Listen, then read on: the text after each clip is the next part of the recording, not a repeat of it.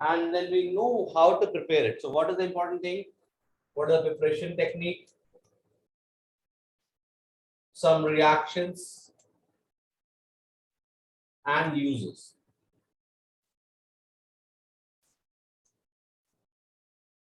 These three things we have to study. The first thing is preparation. So how to prepare this thing? We know it very well. How to prepare this thing?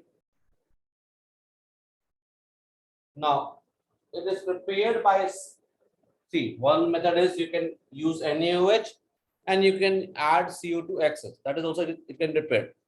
But this is not the correct method. This is not the very important method, because this is a costly process. NaOH is a costly, very, very reactive thing. Okay. So what we are going to do is we are not going to use NaOH plus CO2.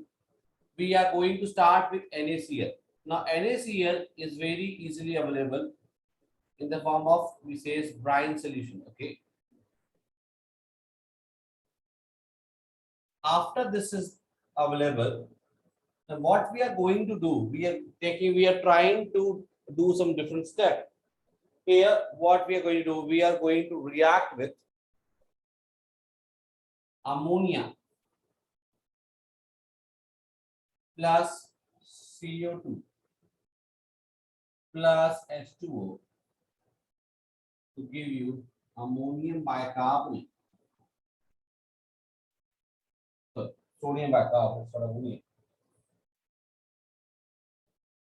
The first product will be ammonium bicarbonate. I will show you how the reaction goes. And the product is ammonium chloride. Actually, what is happening is, why such long process? Because all are readily available. In general, what is the process? The process is very simple. Ammonia is basic in nature, and when it reacts with CO2 in presence of water, it forms ammonium carbonate. Okay. Ammonium carbonate, when it reacts with excess CO2 and water, it forms ammonium bicarbonate. And when ammonium bicarbonate reacts with NaCl, it forms sodium bicarbonate plus NH4Cl. And this compound is precipitated in the solution. It is less soluble, so it is precipitated. So this is what is actually happening, and this is what we are writing as per the NCERT. Okay. So this is what is actually happening. This method is again a very important method. This method is called as solvase process. And this method is used for preparation of sodium carbonate, not bicarbonate, sodium carbonate. So what we will do is,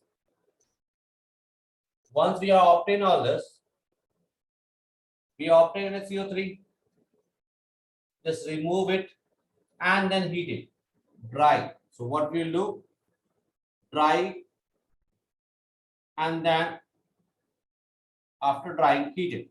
You will get what? Ammonium carbonate, again the solid thing, plus H2O. So this thing will be evaporated as gas, because the conditions will be higher than 100 degrees centigrade. So temperature condition is higher than this.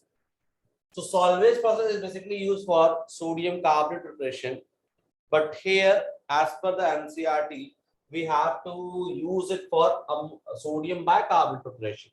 Okay, so ultimately we are taking some of the steps of solvase process, and the mechanism I told you what is actually happening. This why we are taking one CO2, one H2, and so on. Is it okay?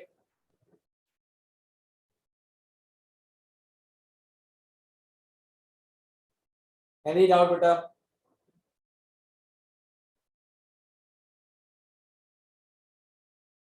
So just 2 seconds. Can I just write this down? Okay, definitely.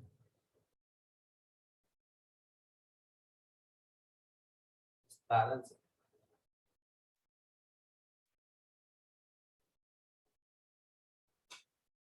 Sir, NH4HCO3, when it reacts with NaCl, it reacts so that it can form NaHCO3, which is like more of a precipitate when you write. So Yeah. it's, The very important step is the precipitation. That is why it is coming.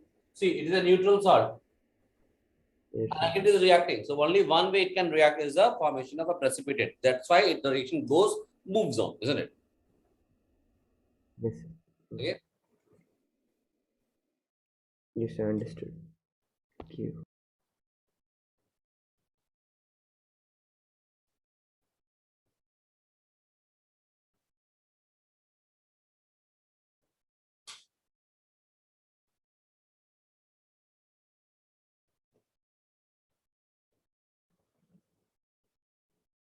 Then I think this yellow is more visible than blue one, no? Yes, sir. So Okay. And I will letting yellow. Actually, when I'm turning to white, it is I mean the brightness is so much that it is affecting my eyes. I'm not getting irritated. That's why I'm just changing the color to something darker pushing. And when it is too dark, now this becomes hazy. That's okay. Done, beta?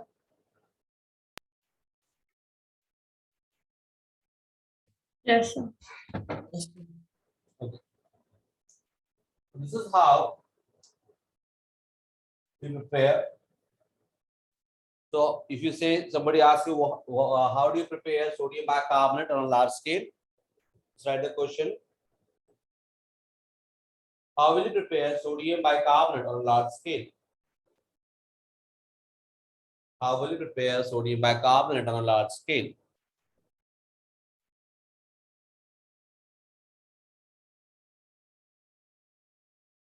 Right? Sodium hydrogen carbonate, sodium bicarbonate, whatever. It can be produced on a large scale.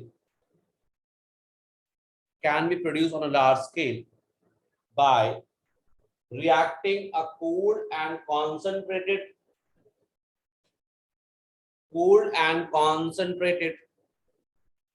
solution of NaCl. Solution of NaCl, that is brine solution.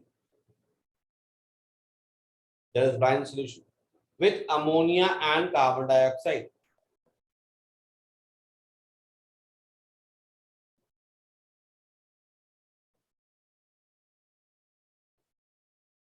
With ammonia and carbon dioxide. And then you have to expect it to write the reaction. Okay. So this reaction, not this one, this one. Once you have written the everything is done, you will get full marks.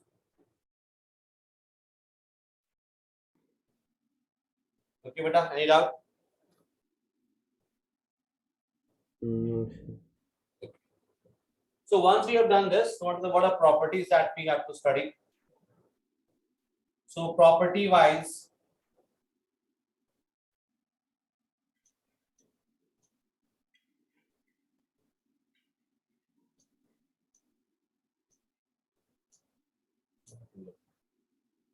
what are the properties of this thing?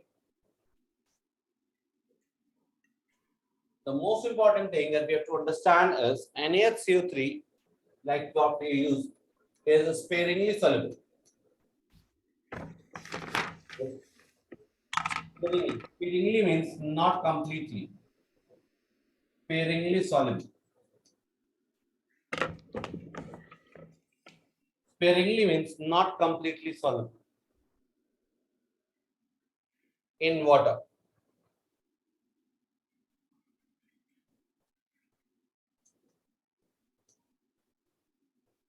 Sparingly soluble in water. Sparingly means not completely. Okay. It's a white solid. So it is a white solid. So you will get some question like compound A, which is a white crystal, which is sparingly soluble in water, is formed when compound B reacts with ammonia and CO2. So find A and B and so on. So this type of compound can be very easily available. Now, since sodium bicarbonate is a salt of strong base and weak acid, isn't it? So, solution of NaHCO3 is alkaline. Alkaline means basic.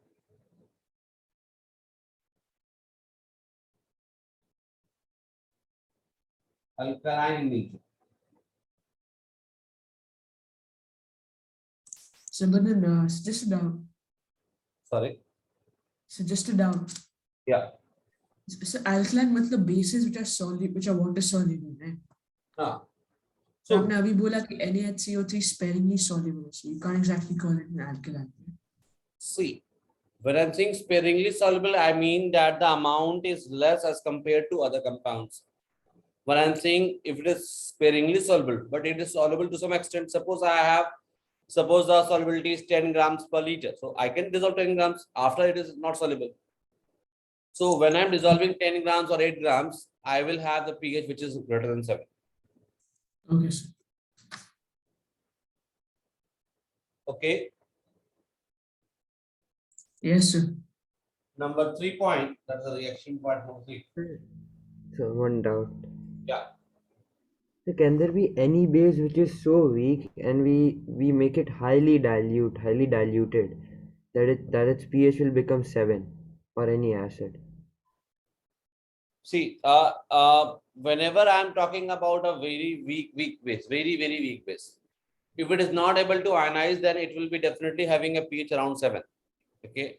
But when you're going to dilute for more than 100, I mean, very large dilution, then see, one thing is a weak base will give you less OH minus when it is in large amount, because now it is not going to ionize or ionize to a lesser extent. But when we dilute it, then slowly the ionization increases. So now the basic strength is going to increase. Please understand, as we dilute a weak acid or a weak base, that is, as we add more and more water, okay, so the ionization increases, and therefore now more and more ionization increases, therefore it becomes more and more stronger acid. But since water content is high, that concentration will be called as a dilute acid. It's not concentrated. So concentrated is dilute. Dilute acids will have more OH minus as compared to concentrated bases. I mean, I'm talking about bases only. Sorry. Getting the point? So just so after, let's say, the maximum ionization happens after, let's say, I add 100 liters of water and still I'm adding the water, and then the pH will decrease. Simply a mathematics part. When I'm saying log pH, what you're saying is pH is what? Minus log H plus concentration. Okay. So if I want to increase it, just dilute it. So Yes, it sir. will not be exactly 7, but it will be around 7. What I'm So saying it is, will never be exactly 7. ideally it should not be. Na? If I'm Yes, sir. adding even a single drop of base or an acid, the solution must be either acidic or a base. You know, one drop of acid simply means it is acidic. However, how much acidic depends on how much you have added. What is the water quantity? So if I take Yes. one drop in a 1 liter, okay, so it is very less. Ideally, it has to be, the pH must be less than 7. But maybe on calculation, you get 6.9999997 or 99999, which is approximately 7. So Yes, sir. practically, it will be around, it can be 7, because I have to just 6.9999 is something 7 only. Ideally, as per the concept goes, any drop of acid must be acidic, the solution will be acidic in nature, and for any acid at 25 degrees centigrade, the pH must be less than 7. Okay. Okay. Okay, sir. So Thank you. next is the thermal decomposition, and we have already studied this thing. So thermal decomposition is very easy.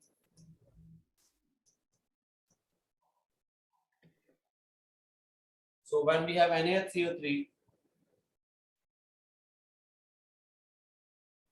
on heating, you will get It becomes NaCO3. Ah. No, NaCO. again you are messing. Oh man, I always get this part wrong every single time. So get just write few times daily and you will learn it. Yeah, whenever you are just saying some formula, just try to take a pause and say carbonate is -2 and Na is +1, then it has to be Na2CO3. Okay. It's not you will always be wrong. It's just you're not remembering it correctly and you're practicing it. Just practice it. It's very easy. Once you always do this, there are hardly 20-30 chemicals in your course. Just write it, paste it on write on a piece of paper and paste it on the study table. That's all. So you cannot afford to lose marks on this. Just writing the wrong formula, isn't it? Okay. Now uses.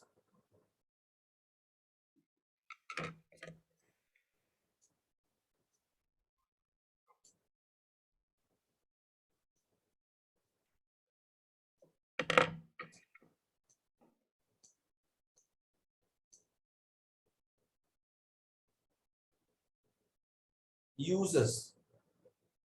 What are the use? Number one, Cooking. cooking for making baking powder.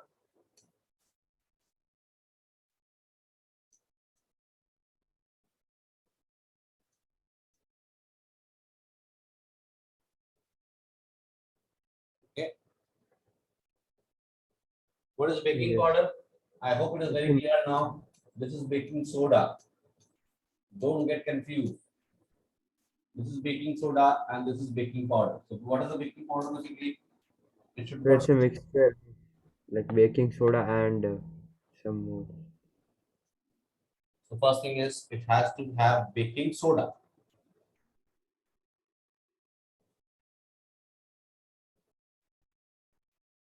Edible acid. Example, tartaric acid.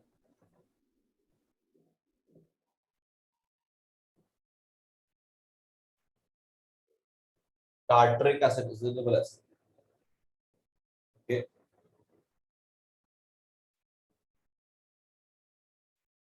So there can be other compounds also. We are more interested in this. Tartaric acid. This is a powder form that we have to take care.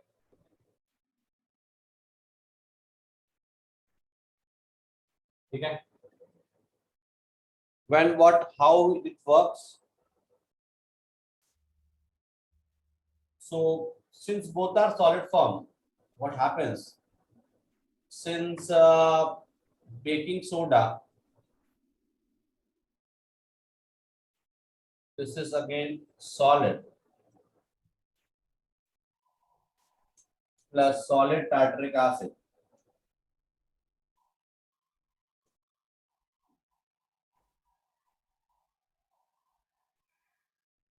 No reaction.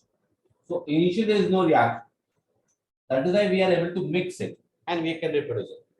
Because both are solids, so both are not going to react. Okay. But however, if we use some baking soda,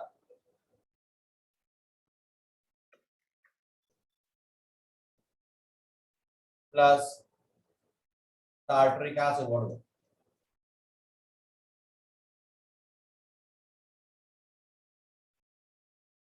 if we are adding to this water, so what is going to happen? You will get acid base reaction.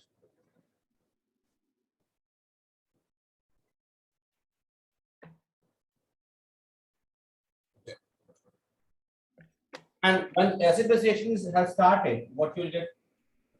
Simply you will get sodium tartrate.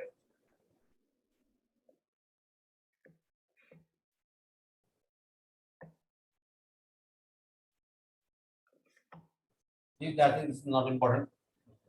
Plus H2CO3 will be displaced.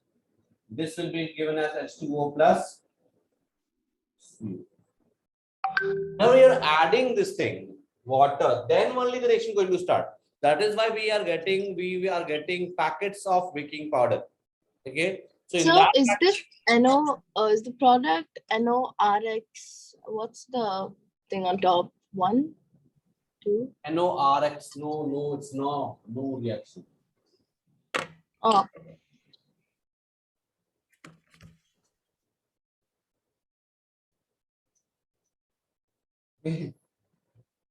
It's not nitrogen oxide. yeah, I thought it was some formula. I was so confused. This is those apples. Okay. So we are getting baking powder in a small packet. We are getting a packet mixture in a packet. That means what? Initially there is no reaction because there was no water. But when we mix with the dough and add some water, then only CO2 is evolved. Okay.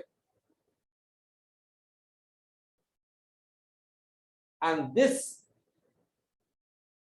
CO2 will make your bread or whatever cake fluffy in nature. The carbon dioxide evolved during the reaction makes the bread or cake to rise, making them soft and spongy. Okay, just write it down. The carbon dioxide evolved. This gas is evolved during the reaction, causes the bread. During the reaction,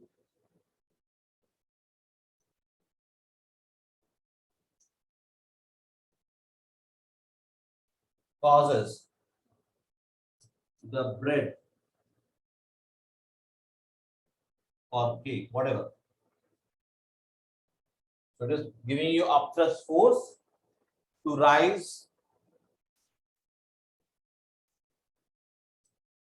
making them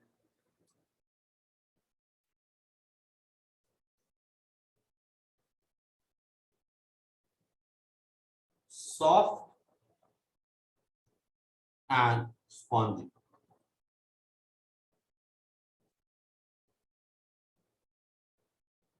That's an important question for boarding.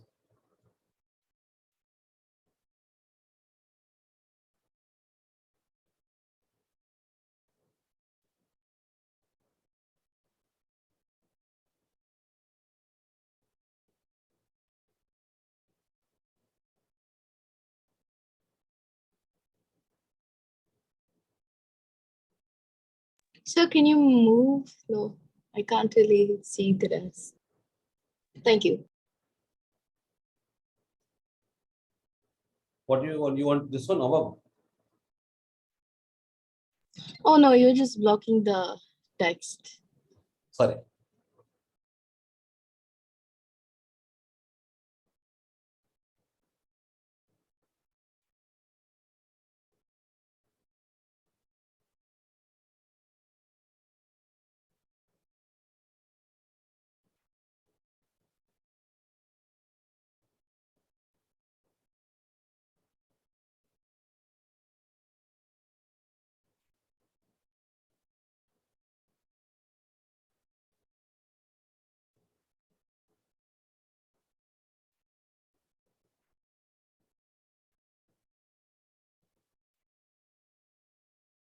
Then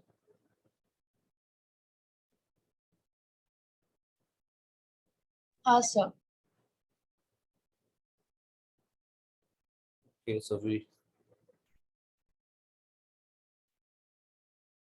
counter starts. Okay, no issue. So this is the case that we have to understand. Okay, so another aspect of this is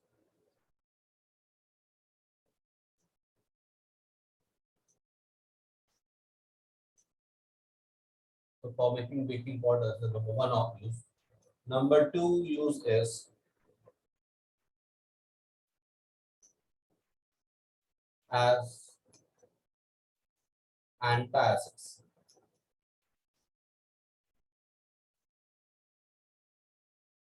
As antacids. So they are ingredients of antacids. Okay, you can say ingredients of antacid as per the word written in NCRT. You can just write down because we have to be very sure what we have to write in some ingredient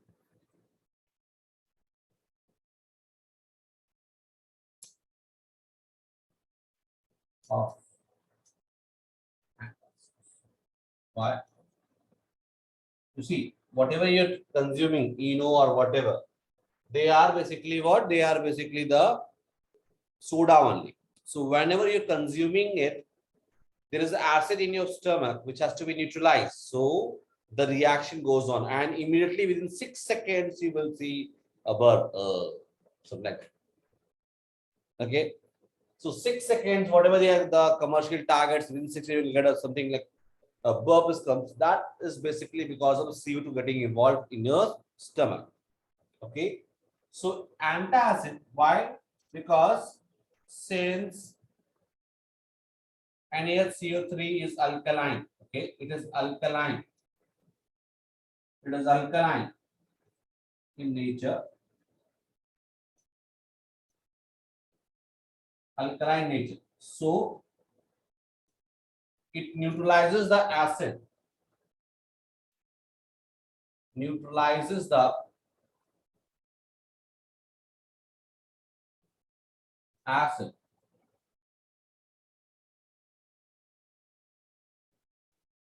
present in stomach,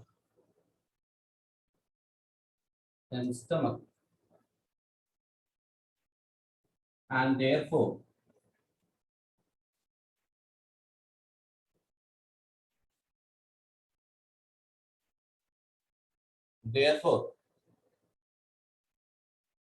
it acts as an antacid. So antacid means acting opposite to acids. Therefore acts as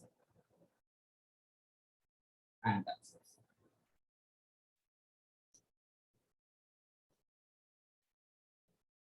Okay.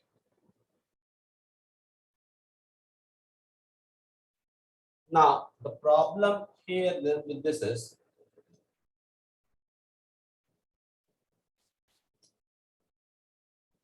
note. This is not given in your book, but still you just should write it. Sir, it makes like excess acid, and that's why we should not have. Yeah. NaCO3 should not be consumed. Should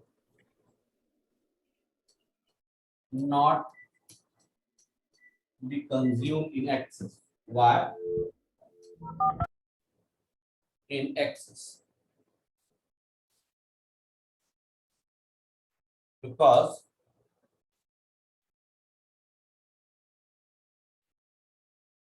the excess NaCO3, the excess NaCO3 makes the stomach alkaline. Makes the stomach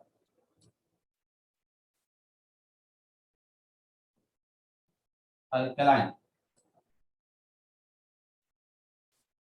which triggers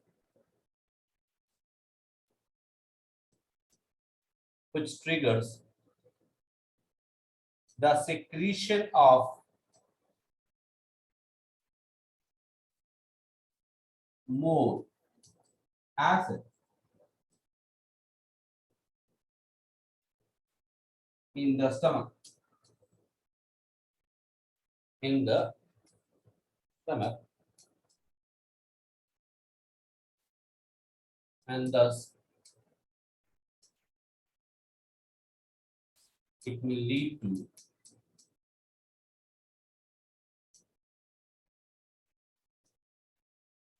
hyperacidity.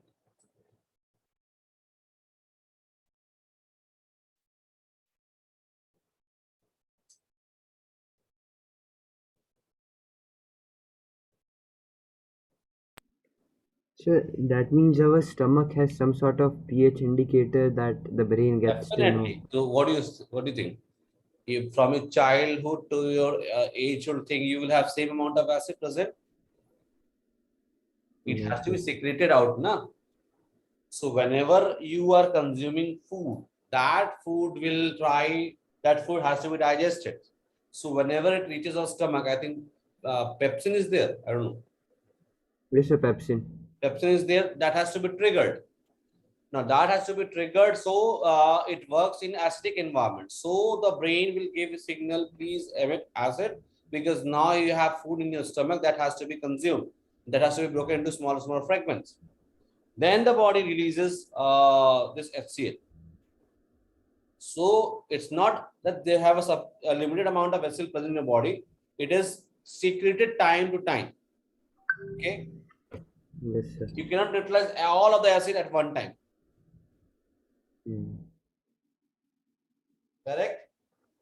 Yes, sir. So Any also doubt? I think that also like those who like usually eat food at one, let's say lunch at one, yeah. But then let's say usually they had some work, yeah, and they become late and probably were eating at 3 instead. So the HCl would have already been secreted as a regular process and they would feel more acidity because of eating late, yeah. I'm not getting this. Tell me one more time. Let's say you are eating food usually at 1 o'clock Okay, after, okay. but but for like one day you had to eat it at 3 or maybe for like 1 week because of some work. So your body is regulated to secrete HCl at 1 o'clock nearly at that time. No, But no, no, no, no, no. Our body has some system. Okay, even when if you're not eating, there is no signal.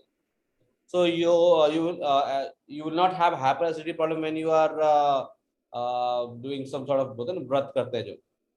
So what is happening is basically when you're eating, so there are hormones, there are some signals, receptors are there, signal generators are there, isn't it?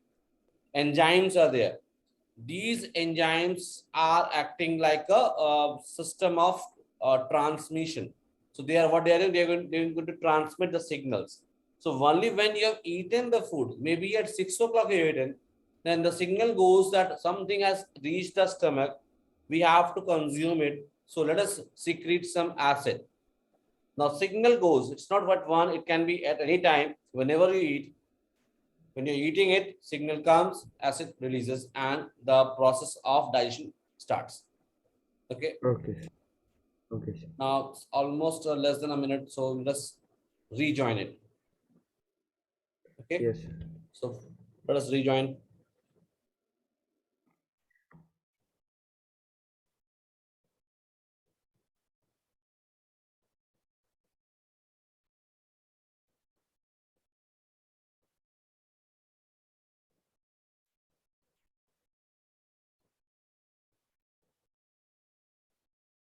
Niharika ji, please leave. Niharika, leave.